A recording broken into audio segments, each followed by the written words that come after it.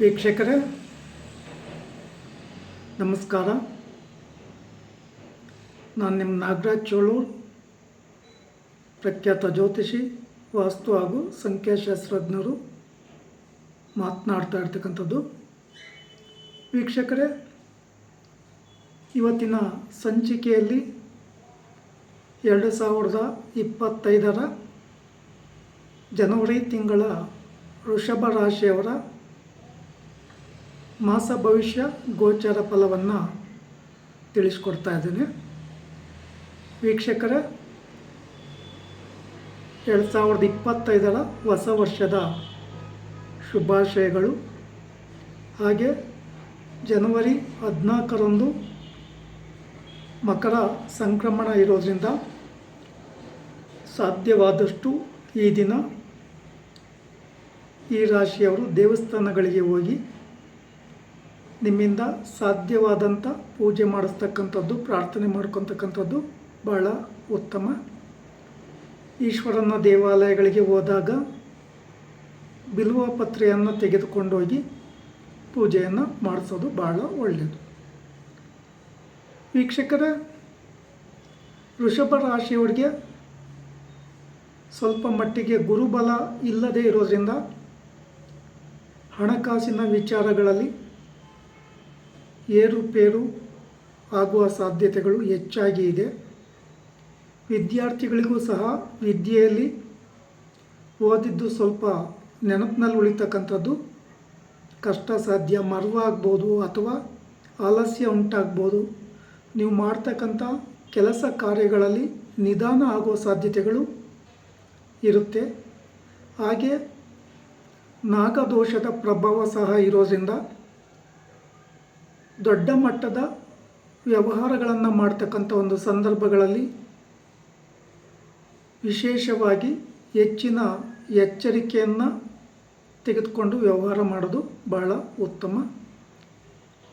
ವಿದೇಶ ಪ್ರಯಾಣಕ್ಕೆ ಹೋಗುವ ಸಂದರ್ಭಗಳಲ್ಲಿ ಅಥವಾ ಅದಕ್ಕೆ ಸಂಬಂಧಪಟ್ಟಂಥ ವೀಸಾ ಪಾಸ್ಪೋರ್ಟ್ಗಳನ್ನು ಮಾಡಿಸುವ ಸಂದರ್ಭದಲ್ಲಿ ಹೆಚ್ಚಿನ ಜಾಗ್ರತೆ ವಹಿಸಿ. ಸಾಧ್ಯ ಆದರೆ ಗಣಪತಿ ದೇವರು ಅಥವಾ ದೇವಿ ದೇವಸ್ಥಾನಗಳಲ್ಲಿ ಅಥವಾ ಸುಬ್ರಹ್ಮಣ್ಯ ಕ್ಷೇತ್ರದಲ್ಲಿ ಸರ್ಪ ಸಂಸ್ಕಾರ, ಶಾಂತಿ ಹೋಮ, ಆಶ್ಲೇಷ ಬಲಿ, ನಾಗಪ್ರತಿಷ್ಠೆಯನ್ನು ಮಾಡಿಸೋದು ಭಾಳ ಉತ್ತಮ.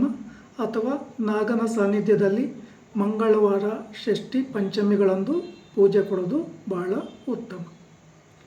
ಗುರುಬಲ ಇಲ್ಲದೇ ಇರೋದರಿಂದ ಗುರುವಾರಗಳಂದು ರಾಯರ ಮಂದಿರ ಅಥವಾ ಸಾಯಿಬಾಬಾ ಮಂದಿರ ಅಥವಾ ದತ್ತಾತ್ರೇಯರ ದೇವಸ್ಥಾನದಲ್ಲಿ, ವಿಷ್ಣುವಿನ ದೇವಸ್ಥಾನಗಳಲ್ಲಿ ಪೂಜೆ ಮಾಡಿಸೋದು, ಹಳದಿ ಹೂವು ಕೊಂಡೋಗಿ ಭಾಳ ಉತ್ತಮ. 12 ಸುತ್ತು ಪ್ರದಕ್ಷಿಣೆ ಹಾಕಿ ಕೈ ಮುಗಿದು ಪ್ರಾರ್ಥನೆ ಮಾಡ್ಕೊಂಬೋದು ಭಾಳ ಉತ್ತಮ. ಈ ತಿಂಗಳ ಮೊದಲ ವಾರ ಕಳೆದ ಮೇಲೆ ಕೆಲವೊಂದು ಒಳ್ಳೆಯ ಅವಕಾಶಗಳು ನಿಮಗೆ ಸಿಗುವ ಸಾಧ್ಯತೆ ಇದೆ. ಈ ಅವಕಾಶಗಳನ್ನು ಸರಿಯಾದ ರೀತಿಯಲ್ಲಿ ಸದ್ಬಳಕೆ ಮಾಡ್ಕೊಂಬೋದು ನಿಮಗೆ ಒಳ್ಳೆಯದು. ಈ ರಾಶಿಯವರಿಗೆ ಕುಜ 21/1/2025 ಕಟಕ ರಾಶಿಯಿಂದ ಮಿಥುನ ರಾಶಿಗೆ ವಕ್ರಿಯಾಗಿ ಸಂಚಾರ ಮಾಡ್ತಾರೆ. ಹಾಗೆ 24/1/25 ಮಕರ ರಾಶಿಗೆ ಬುಧ ಪ್ರವೇಶ ಮಾಡ್ತಾನೆ. 28/1/2025 ಮೀನ ರಾಶಿಗೆ ಶುಕ್ರ ಪ್ರವೇಶ ಮಾಡ್ತಾನೆ. ಅಂದರೆ ಈ ತಿಂಗಳ ಅಂತ್ಯದಲ್ಲಿ ಕೆಲವೊಂದು ಶುಭ ಫಲಗಳು ನಿಮಗೆ ಸಿಗುವ ಸಾಧ್ಯತೆಗಳು ಹೆಚ್ಚಾಗಿ ಇರ್ತದೆ. ಅವಕಾಶಗಳನ್ನು ಸರಿಯಾದ ರೀತಿಯಲ್ಲಿ ಸದ್ಬಳಕೆ ಮಾಡಿಕೊಳ್ಳಿ. ಹಣಕಾಸಿನ ವ್ಯವಹಾರಗಳಲ್ಲಿ ಹೆಚ್ಚಿನ ಜಾಗೃತಿಯನ್ನು ವಹಿಸಿ. ಉದ್ಯೋಗ ಮಾಡುವ ಕಡೆ ಸ್ವಲ್ಪ ಕಿರಿಕಿರಿ, ಟೆನ್ಷನ್ ಇರೋದ್ರಿಂದ ಸಾಧ್ಯ ಆದರೆ ದೇವಿ ದೇವಸ್ಥಾನಗಳಲ್ಲಿ ಅಥವಾ ಆಂಜನೇಯನ ದೇವಸ್ಥಾನಗಳಲ್ಲಿ ಪೂಜೆ ಕೊಡ್ತಕ್ಕಂಥದ್ದು ಬಹಳ ಉತ್ತಮ.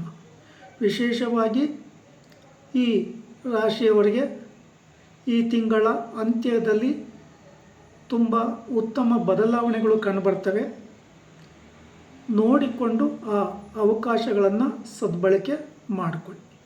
ವೃಷಭ ರಾಶಿಯವರಿಗೆ ಉತ್ತರ ದಿಕ್ಕಿನ ವ್ಯಾಪಾರ ವ್ಯವಹಾರಗಳು ಅಥವಾ ಪಶ್ಚಿಮ ದಿಕ್ಕಿನ ವ್ಯಾಪಾರ ವ್ಯವಹಾರಗಳಲ್ಲಿ ತುಂಬ ಲಾಭವನ್ನು ಪಡ್ಕೊತೀರಿ. ಈ ದಿಕ್ಕುಗಳನ್ನು ಆಯ್ಕೆ ಮಾಡಿಕೊಂಡು ನೀವು ವ್ಯವಹಾರ ಮಾಡ್ತಕ್ಕಂಥ ಸ್ಥಳಗಳನ್ನು ವಾಸ್ತು ಪ್ರಕಾರ ನೋಡಿಕೊಂಡು ಒಳ್ಳೆಯ ದಿನದಲ್ಲಿ ವ್ಯವಹಾರವನ್ನು ಪ್ರಾರಂಭ ಮಾಡೋದು ಉತ್ತಮ. ಶುಕ್ರವಾರ ಬುಧವಾರ ನಿಮಗೆ ಅತ್ಯಂತ ಶುಭಪ್ರದವಾಗಿರ್ತದೆ. ಈ ದಿನಗಳಲ್ಲಿ ರಾಹುಕಾಲ ಯಮಗಂಡ ಕಾಲಗಳನ್ನು ಬಿಟ್ಟು ನೀವು ಶುಭ ಕಾರ್ಯಗಳಿಗೆ ಪ್ರಯತ್ನ ಮಾಡ್ಬೋದು. ವಿಶೇಷವಾಗಿ ಏಪ್ರಿಲ್ ಕಳೆಯವರೆಗೂ ನಿಮಗೆ ಗುರುಬಲ ಇಲ್ಲದಲೇ ಇರೋದ್ರಿಂದ ನಿಮ್ಮ ವ್ಯವಹಾರದಲ್ಲಿ ಶುಭ ಕಾರ್ಯಗಳು ನಡೆಯೋಕ್ಕಾಗೋದಿಲ್ಲ. ಮನೆ ಕಟ್ಟ ವಿಚಾರ ಆಗಿರ್ಬೋದು, ವಿವಾಹಾದಿ ಶುಭ ಕಾರ್ಯಗಳಾಗಿರ್ಬೋದು, ಅವುಗಳಿಗೆ ಉತ್ತಮವಾದಂಥ ಸಮಯ ಅಲ್ಲ.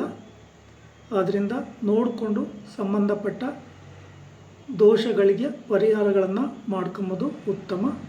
ಸಾಧ್ಯವಾದರೆ ದೇವಿ ಆರಾಧನೆ, ದೇವಿ ದೇವಸ್ಥಾನಗಳಲ್ಲಿ ಪೂಜೆಯನ್ನು ಕೊಡಿ.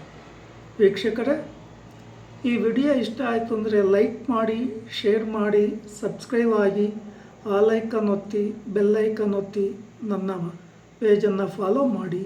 ನಮಸ್ಕಾರ.